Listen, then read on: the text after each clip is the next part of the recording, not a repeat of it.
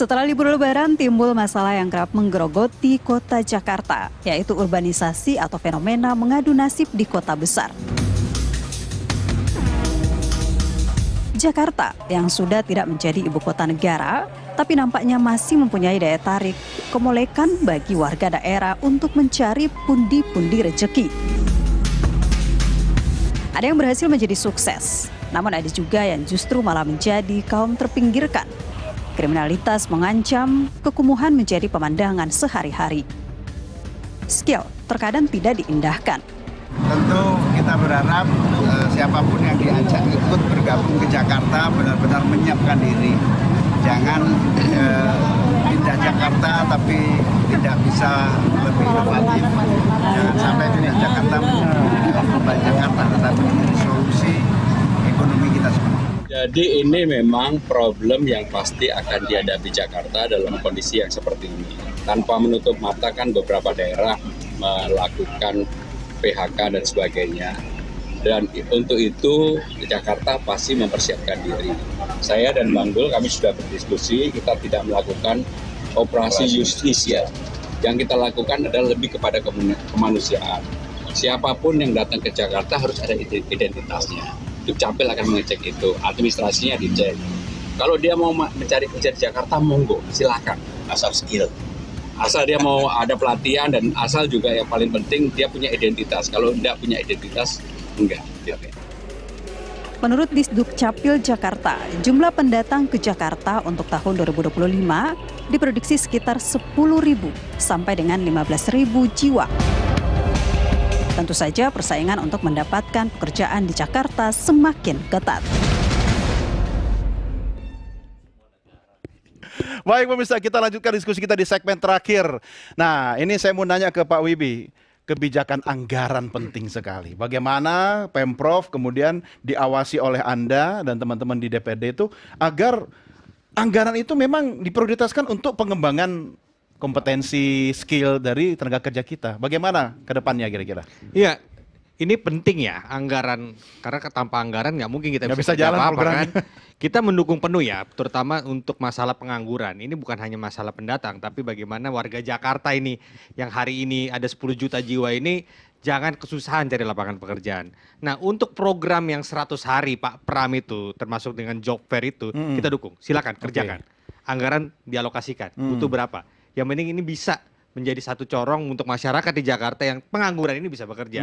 Nah, terkait dengan pelatihan, saya minta memang dalam beberapa kali rapat dengan fraksi Nasdem, terutama yang ada di Komisi B, karena saya berbeda komisi dengan Pak Hari nih, saya minta dukung penuh ini, agar nih BLK ini jangan lagi kuotanya nih yang tadi misalnya pendaftar 2.000, ya tambahkan jadi 4.000, ya kan? Iya dong. Bertahap, Iya. ya kan, dengan kebutuhan yang lain-lain.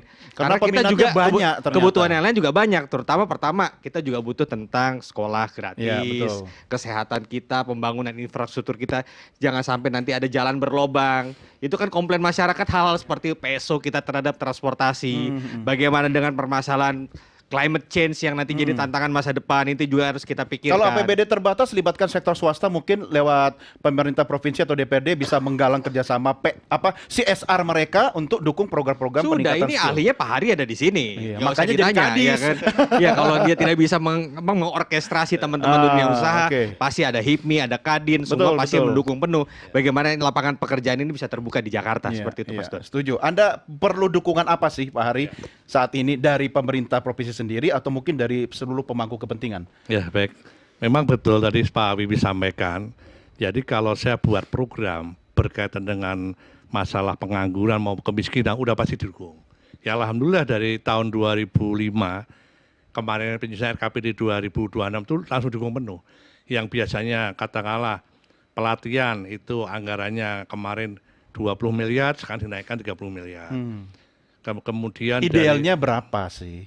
kalau kita idealnya sih kan kita butuh prasarana dan sarana. Nah, ini yang ketok palu kan di sebelah nih. Betul, betul. Hadap Jadi- sana dikit kursinya Pak.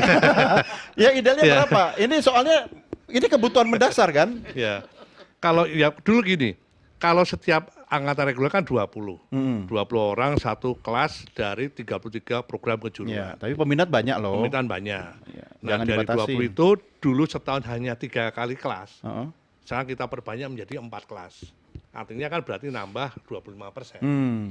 Kan kita harus lihat kapasitas dari tempat pelatihan kita.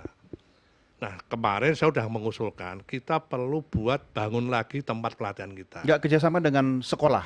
Kita sudah MOU dengan beberapa perusahaan. Bahkan kita gini, kita latih kayak bahasa Jepang. Bahasa Jepang kita sampai ke N4. Yang dibutuhkan N3. Langsung kita hebat. kerjasama dengan MOU dengan yang di migran Jepang. Begitu kita latih ke sana MOU, begitu data serap langsung laporan ke Jepang. Itu yang kemarin udah kita MOU itu hampir sekitar 2.000-an orang. Artinya dengan perusahaan LMK teman-teman samping ini swasta itu kita udah kolaborasi juga. Gitu. Sebenarnya secara statistik bagus ya. Pak Hari dan teman-teman ini luar biasa kerjanya. Tapi karena ekspektasi orang ke Jakarta itu selalu tinggi, jadi apa yang beliau lakukan sepertinya tidak terekspos dengan baik, Pak. Kita apresiasi yang Anda lakukan. Nah, tetap harus seimbang, Pak Yayat. Masyarakatnya juga harus disiapkan menerima kenyataan. Ya, jangan istilahnya berharap 100% dia pindah Jakarta pasti sejahtera gitu. Kalau nggak punya kompetensi dan skill juga susah. Itu tadi saya nyinggung Mas Wibi bahwa mengutamakan kualitas hidup.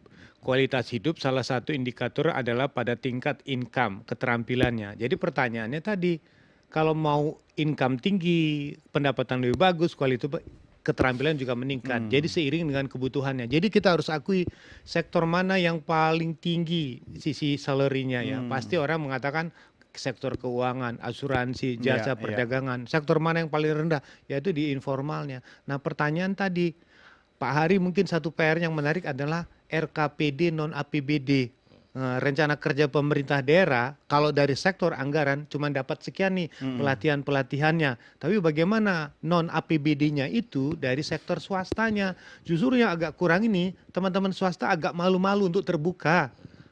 Takut gini. Mereka mau bantu, tapi bau bantu nggak? Lu tekan premanismenya. Ditekan nggak? Pungutan-pungutannya, ditekan nggak itu? Jadi orang merasa nyaman, tidak banyak gangguan. Bagaimana mereka bisa percaya kalau mereka terus diganggu? Nah, itu kan salah satu bentuk garansinya yang perlu kita kembangkan. Terus yang kedua, ini DKI mau menyusun perda tentang kependudukan. Menarik, Pak, karena nanti dalam pendudukan itu harus ada standar. Mau kota global kok masih terbatas. Nah, jadi yang menarik contoh misalnya ya, misalnya bisa diatur untuk dapat misalnya tinggal di rumah susun di Jakarta, minimal KTP-nya dia sudah 2 tahun di Jakarta. Kemudian di balai-balai pendidikan, minimal dia sudah 5 tahun di Jakarta. Jadi dia orang sudah memang menjadi bagian yang tidak terpisahkan sebagai warga Jakartanya. Bagaimana dengan bantuan sosial? Bantuan sosialnya mungkin dia harus 10 tahun menjadi warga Jakarta. Dia survive dulu, sudah ikhtiar dulu baru dibantu. Yang terjadi sekarang, aku kembali ke Jakarta karena bantuan sosialnya tinggi. Itu pertanyaannya. Baliknya kan menjelang pemilu doang. Nah, itu tadi kita kembalikan. Mainnya tepi jurang mulu sih. Enggak. Itu lapangan pekerjaan jadi tim ses jangan-jangan. Enggak, ya itu tadi. Maksud saya, ini ngomporin ya kan.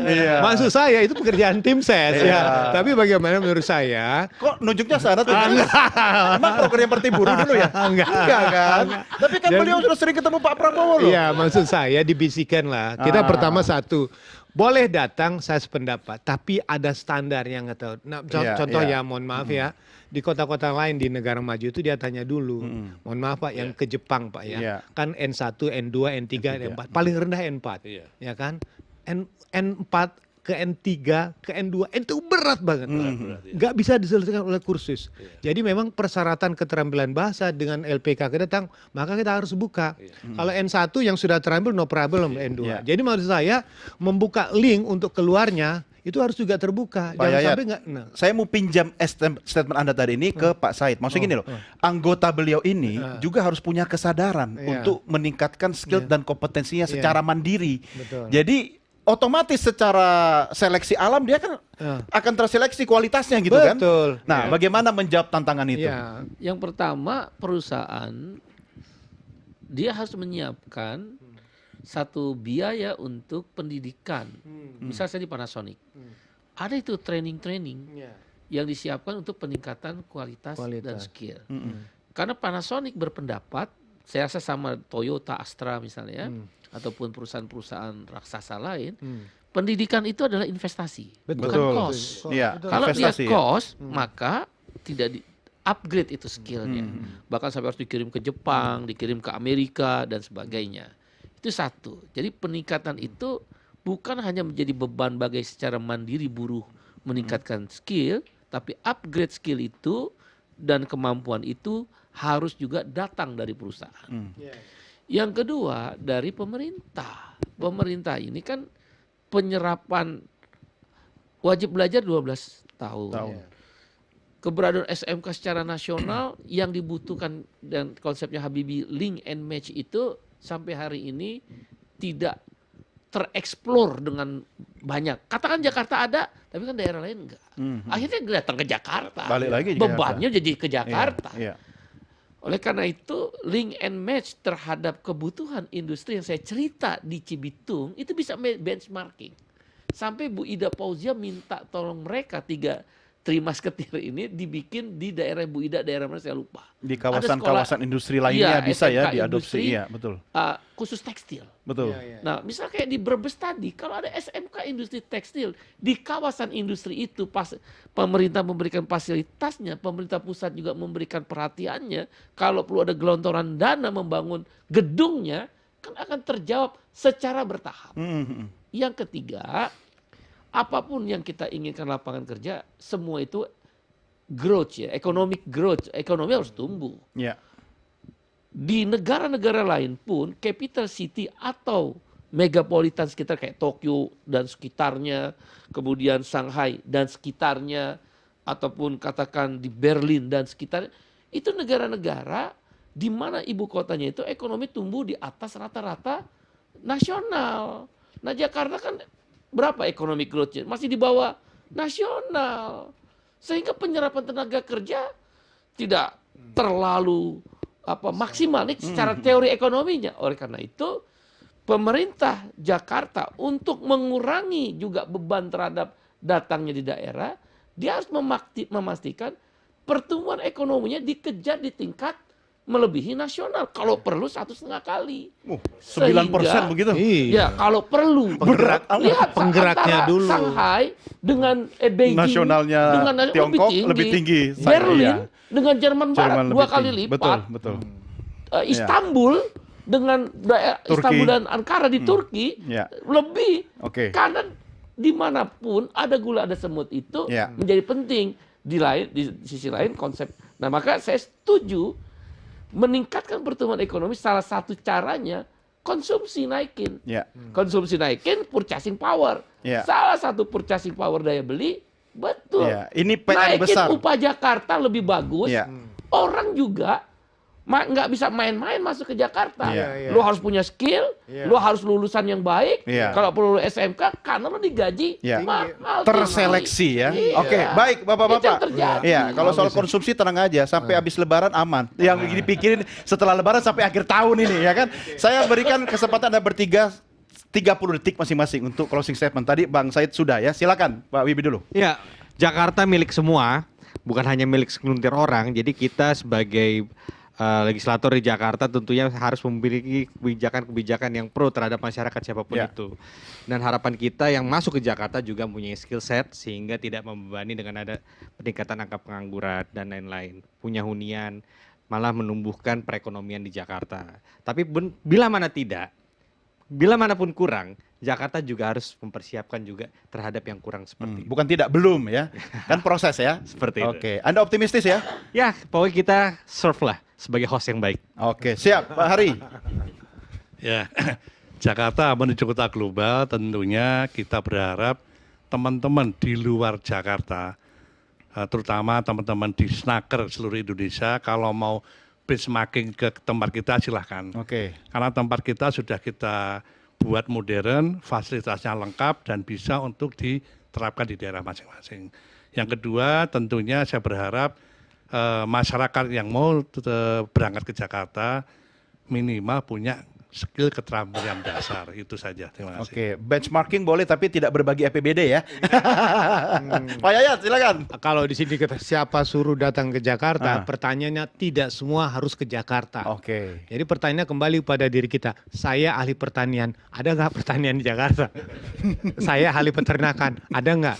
ya kan? Iya, Skill saya akan menuntut standar apa yang diminta Jakarta. betul. Masih banyak peluang di kota-kota lain. Ternak buzzer. Ternak buzzer boleh. buzzer Jadi katanya. artinya pilihan kota itu pilihan kepada pilihan masing-masing talent dia masing-masing diri mereka. Jadi artinya kalau sekedar mengejar angka iya, tapi angka yang Anda dapat itu sama pengeluarannya dengan kos yang Anda harus habiskan di Jakarta. Jadi kualitasnya memang agak sedikit tidak begitu ini. Tapi kalau mau baik di Jakarta memang harus menjadi petarung bukan pecundang. Oke, cakep. 30 detik, Pak Said.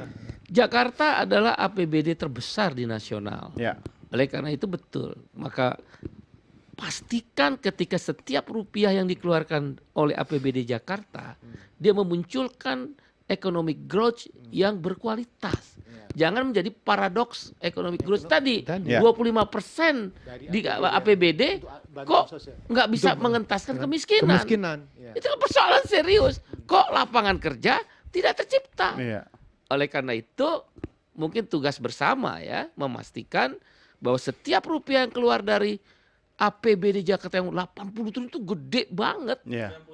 91 triliun ya itu besar. sekarang. Pastikan Wow. dia memunculkan pertumbuhan ekonomi yang bisa diharapkan. Oke, baik. Bapak-bapak terima kasih sudah menjadi narasumber, panelis dan juga sudah menjadi warga ibu kota yang baik. Ini PR Anda semua, saya dan kita semua. Kami akhiri sampai di sini diskusi kita dalam Merah Putih. Salam Nusantara, saya Doni Dekiser. Sampai jumpa. Merdeka!